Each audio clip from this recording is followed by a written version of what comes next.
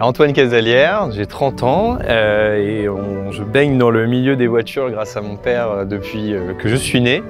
Il a acheté cette voiture en 2014 et avec on a fait ensemble Le Mans Classique et plusieurs petits rallyes.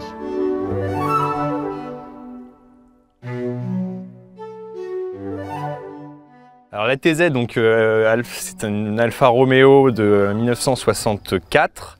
Un moteur 1,6 litre, 4 cylindres, voiture assez légère puisque châssis tubulaire, et donc c'est une voiture qui était très efficace par son rapport poids-puissance.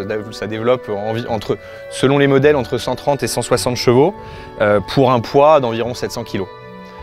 Cette voiture en particulier a un historique assez simple, elle a très peu couru, ce qui explique son état actuel, c'est-à-dire qu'elle n'a jamais été accidentée.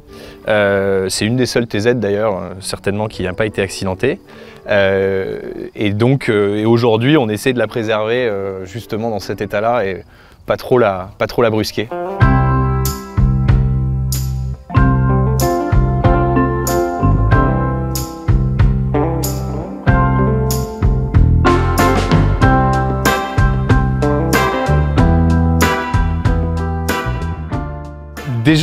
Déjà rien que le coup de crayon, hein, c'est quand même quelque chose. Ensuite, non, ce qui est assez extraordinaire, c'est que c'est une voiture qui est très saine à conduire.